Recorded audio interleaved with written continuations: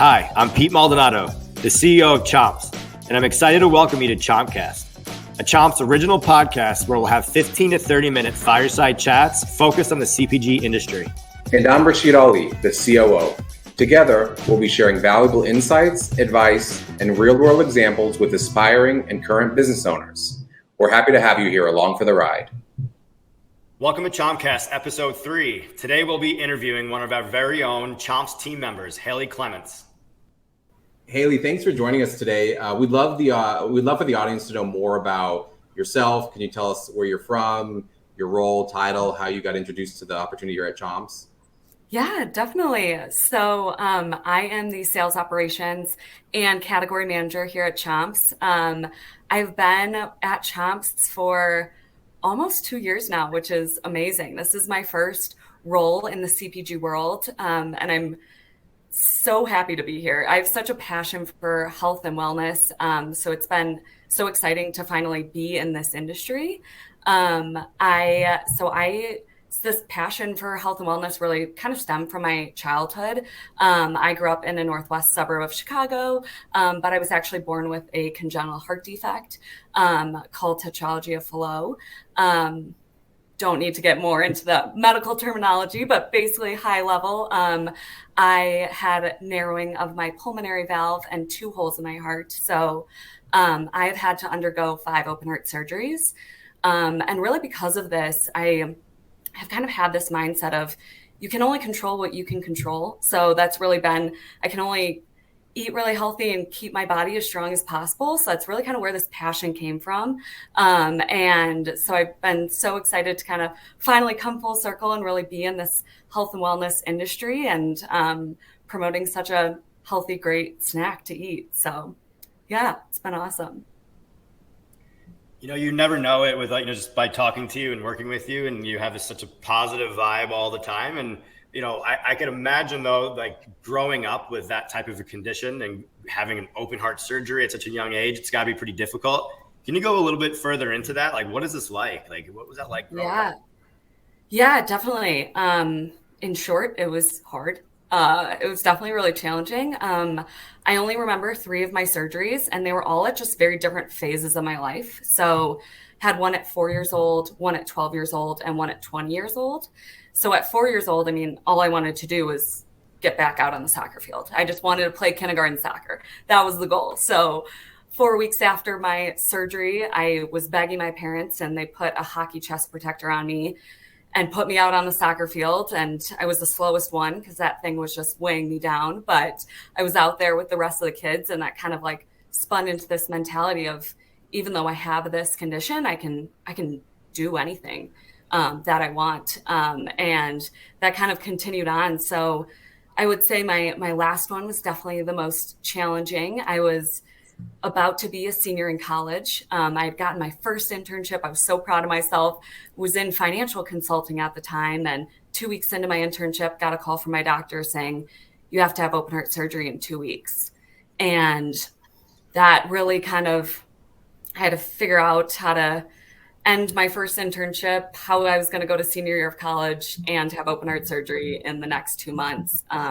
So it was definitely really challenging, but I have a rock star of a mom who moved down to Indiana University with me. She actually moved into my sorority house with me, and you just kind of make it work. So that was, it was definitely challenging, but we definitely made it work. And I think kind of a silver lining throughout it all was we found this organization called Saving Tiny Hearts when I was 15, and we got introduced to this Brian and Francie Paul, the founders, and they started this because they have a son with a heart condition. And I quickly became a spokesperson, and I spoke at their gala as a 15-year-old in this 500-person gala, and I'm in my prom dress speaking to everyone. And but I quickly learned that I was kind of on the older end of kids with a complex heart condition, and that was going to be my role. I was really going to just kind of encourage these kids and parents to let them do what they want and let them be the ones to tell you if they need a break or they need to sit on the bench, but don't kind of tell them. And it's been really, really rewarding to do that. Haley, how you have such a fantastic outlook given everything, and it's awesome to hear how close you are with your family and how they've really been able to kind of help you through this challenging time. How did you first get diagnosed? Like, was it something that you knew at a young age, or was there some sort of event that triggered that? Yeah, so I was born with this. They actually thought I was healthy until I turned blue 16 hours after I was born in my mom's arms. And that's kind of what triggered it all. And I was immediately rushed to a different hospital. And I had 2 open heart surgeries before my first birthday. So it's crazy but it sounds so crazy, but I've actually never seen myself without a scar. So I haven't known anything different. And in a weird way, I think that's helpful because this is who I am and how I always have been. And it's definitely been helped with the outlook of it. And then for Saving Tiny Heart Foundation that you mentioned, like how did you get introduced to them? Was it early on? Was it in one of your subsequent surgeries?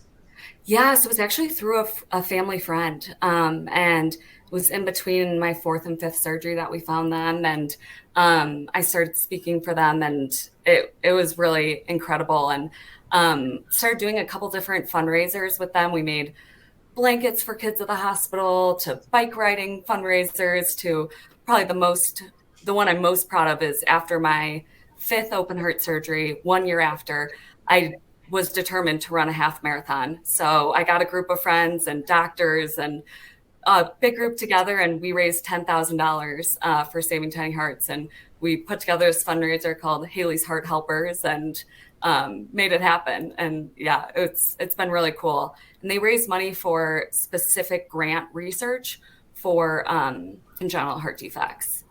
So yeah.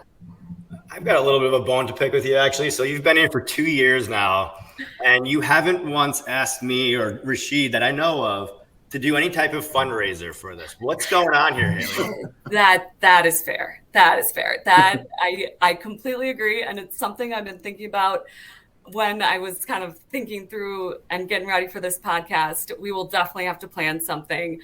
Truthfully, between COVID and getting married and moving, it's been a hectic 2 years, but I'm finally not living on the road anymore and in one location. So I would love to set something up. I think that would be really cool. Let's do that. Well, switching gears a little bit here, I know our listeners are going to want to hear a little bit from you about like what does a day in the life look like for Haley, and what do you handle here at Chomps? And so let's just start there. Yeah. Well, I will say the exciting thing about working at Chomps is no 2 days are alike. That's just kind of out of the question. But I will say kind of a couple things that are pretty regular things are on the sales operation side.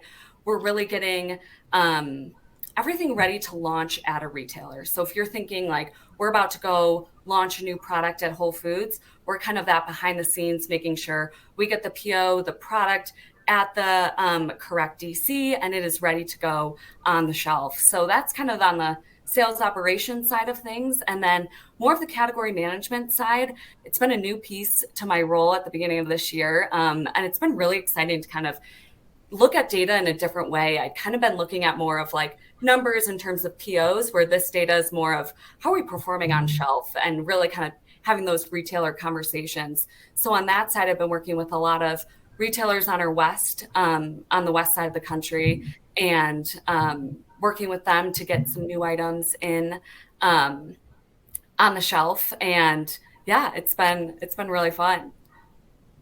And so Haley, when you think about businesses, especially at our scale, a lot of folks talk about their sales team. You hear about the marketing team. You hear about the operations team. Now, you mentioned you're part of the sales operations team. Can you help kind of the folks that aren't necessarily familiar? Like, why is that? Because it is a bit of a unique approach that Chomps took in building out our sales strategy. Can you give a little bit more context? Like, obviously, you're 100% helping with launches, but what other things are you doing that have allowed Chomps to be successful? Yeah, so I think kind of the cool approach that Chomps took is really building out more of a sales operations team before building out a huge sales team. And I think the real benefit to that is really kind of aligning and figuring out what your processes are going to be and getting them in place before building out this massive sales team. And it allows you to, I think, hopefully grow in a easier and kind of less chaotic way, because you kind of have that process built out. So when you're onboarding new salespeople, it makes for a kind of an easier transition. So with that, we've built out a lot of different processes to help the sales team. And one that we built out is I actually kind of led this project. It's a CRM tool, and it is actually from a tool that we already had in house. And this tool, it's called Rike. And if you've heard of it, it is a project management tool, and that's kind of its main point. But I actually kind of started thinking, how can we use this tool in a different way? And I actually built a CRM platform utilizing this tool. And it's really helped to keep our sales team organized in terms of the deals that they're running, and keep all their notes in one place. They're also able to easily tag the ops team, the accounting team, our team, and just kind of get everyone to look at the same deal in one spot. So this was a really cool project for me, and I actually was able to bring it back to the Rike team. And I spoke on the Rike conference about this initiative, and have actually connected with a couple other companies here, because CRM tools, you're always kind of looking for a unique thing depending on how your company operates. And this platform's really help us kind of build it to what our needs are. So it's been a cool way to adapt a tool that we've already had in-house. So you're not only leading sales ops here at Chomps, but you're also consulting for other tools out there and software out there. And on top of them, you're a spokesperson. This is insane. That's actually really cool to hear. I think those guys might owe you some royalties at some point. But yeah, that's and one of the things that we're really proud of here is that we were always talking about innovation, and it's one of the things that we're trying to instill in the team all the time. And that in itself was really one of the most innovative things that we can think of that's happened over the last number of years. So kudos to you on that. Yeah, and I'd also say it was really core to kind of the Chomps culture about being scrappy. I think at the end of the day, a lot of folks go down the path of those bigger enterprise CRM tools and think that they're going to solve all the problems. But I think we've learned over the years that with complexity, kind of it almost causes you to freeze up. And we're, Chomps, Pete and I are perfect examples where we've tried a few different tools and they were just so robust that we just couldn't focus the time to get it to run operably. We paid all these licensing fees and then it just sat there. And then it was funny. I remember when we were chatting with you about, we're trying to figure out how do we improve the CRM system for Chomps, and you kind of just went off on your own and came back with this solution. It was pretty impressive and very awesome to see. So it was like when that happened, we're like, wow, this is a champion. Like it exactly showed what it means to have those core values. So thank you. That was really cool. Yeah, thank you. I remember bringing it to my boss and being like, what do you think about this? She was like, this is awesome. Let's show me your sheet. I was like, okay, perfect. Yeah, it's I feel really cool that it's definitely a culture where that is so encouraged. And I think my boss Claire said it so well. It's like, even though something's done one way right now, doesn't mean it has to still be done that one way. So it's definitely every single process we're constantly reanalyzing and figuring out how we can keep improving it along the way. I think it's also been interesting because having you join the team and building out this sales ops functions, what I've seen is, we've always put significant value on owning kind of those sales relationships from a buyer perspective. But I think what you've done really well is you've started to form real relationships with, the folks that are the distributors, the folks that are placing the key orders. Like at the end of the day, the individuals that are allowing us to get product on the shelf on time. And then I honestly feel like you and your team has been able to create depth indoors, right? Versus us having to get 1,000 doors. We can have 100 doors that are just turning so much more velocity because of your approach and what we've done. So I really think that, you and the team have really been a catalyst for the growth that we've experienced. And I think that it's pretty unique in the space. And again, that's why I think we continue to build out your team. Yeah, definitely. And thank you so much. I remember when I first started building these relationships with the distributors, and I was on my first call and so nervous, and now I'm like, I have such great relationships with them, and I know, and we see them, and I know about their kids, and it's really fun to see how far we've come with them, and it really does make a difference for sure. So I've got a question for you. So you're so good at your job, and it seems like you just love doing it, and very passionate about it. If you were to start your career over, is there a different path you would choose, or a different field that you would think about going into? Um, for a while, I thought I wanted to be in medicine.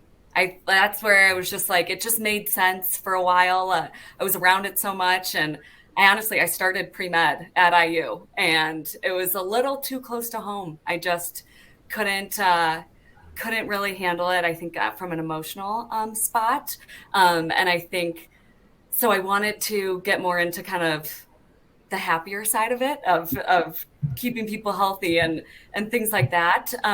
So if I were to, I don't know, I really love this career path, so I don't know if I were to change, but if I were to do something different, I think I would start my own bakery, and I still hope to do that down the way. I really love baking and healthy baking, and I think you should have dessert at all of your meals. So I would love to start a healthy bakery at some point, a little bit down the road. All right, Haley. We're just going to throw some questions out at you. Okay. What is a current brand that you're kind of crushing right now? Ooh, so actually, this new brand that I've recently found out about, they're called Lovebird, and it's a cereal brand. And they went from D to C. They just got into Sprouts, and it's a healthy cereal. And their whole mission is like very simple ingredients in cereal, and like really getting it into the hands of kids, because I feel like that is still just such an area of opportunity. It's just like kids are eating sugary cereals and then all jacked up on sugar going to school, and they're really trying to get kids to eat these healthier cereals and donating a bunch directly to schools. So they've been a brand that I've been crushing on, and they just got into my local Sprouts, so I've been going and supporting them as well. Very cool. I'll have to check them. I hadn't heard of them, but you're right though about a lot of the cereals that all our kids are eating. Right? It's pretty easy. Even the better for you ones still. Yeah, it's like degrees. It's like a little bit less, but still, Yeah. you really want them starting the day. Yeah. Yeah, check them out. They have super clean ingredients like cassava flour, honey, like a couple other things. Like it's really good, and they taste awesome. So yeah, big fan. Yeah, I'll have to try those out as well. All right, what's one thing that you'd tell your younger self? Ooh, I would say to be confident. I would say I have think gained a lot of confidence in this role. I think about myself even 2 years ago, and I think I've gained so much confidence being here. So I would try to build that skill earlier on, and build that confidence earlier. What's your superpower? I would say positivity. And I definitely get that from my mom. She is just a cheerleader and has kind of instilled that in us. Even through all of this, I feel like we constantly celebrated the little wins of, like, as I shared last week on our company call, it was my heart anniversary. So 7 years since my last heart surgery. And we just had those little wins throughout my whole life. And I think that really helps. And I think it is a superpower. And it definitely, I think it definitely shows through. I think you're always a bright light on our calls. And you mentioned, right, being a day at Chomps is never the same. And we get a lot thrown at us with that roller coaster up and down. And I think the last couple of years have been a lot thrown at us, and you've always had a smile on your face, and you've always been a rock to be able to push through things. So we appreciate that. Thank you. Thank you. So what's your favorite hobby outside of working at Chomps? I'd probably say hiking. Hiking, and my husband and I just moved out to Golden, so we living out here and being able to hike every day has been incredible. I thought you just did a 14er. Why don't you tell us what that is? Yeah, so it is a hike to over 14,000 feet of elevation. I completed my first one this Saturday as a celebration of my heart anniversary, which was really exciting. And it was challenging, but the views were incredible. And of course, everyone had a little Chomp snack pack to get them up there too, which was fun. Right. Love hearing that. Congrats. That's huge. I don't even know if I could do that, actually. That's wild. So as we wrap up, Haley, one thing I was curious about is, thinking back at your career at Chomps, we talked a lot about key accomplishments, but I'm curious if anything else where you think back and is something you're very proud of as far as accomplishing in your 2-year plus tenure here.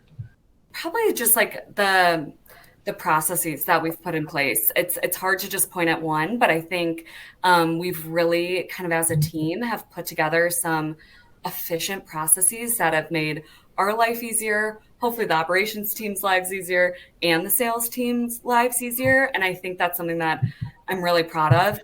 We continue to kind of find the best way to operate here with whatever's thrown at us. And I think finding those efficiencies and creating these processes that just make every team's lives easier and give everyone a little bit more time back has been something I've been really proud of. Yeah, I think it's interesting that the onboarding process, we have an internal team doing the strategic initiative. And I think it is unique, the approach that was taken there, because not only are you thinking about onboarding new customers, you're taking that omni-channel approach as far as like, how do we make sure that, the sales on the retail shelf is optimized for online, and making sure like all the stuff that you guys do. I don't even know the details, but I know that we've seen a lot of effectiveness on creating that link between the two. So yeah, it not only created efficiencies internally to be able to execute, but also I think it's led to increased performance as well. Definitely. I agree. So I think we've got a lot of listeners that are considering entering into this kind of career path. What's one piece of advice that you've got for them, just given all of your experience so far? I would say just put yourself out there. Reach out to anyone in this space. I feel like it's a very, very welcoming space, and people are willing to talk to you and reach out. And I remember back when I wanted to first work at Chomps, I think I emailed like hello@chomps.com. I just kind of went for it. And I think like that's got to be my biggest advice. Just make LinkedIn connections and reach out to people and kind of figure out what makes you passionate and where you kind of want to land.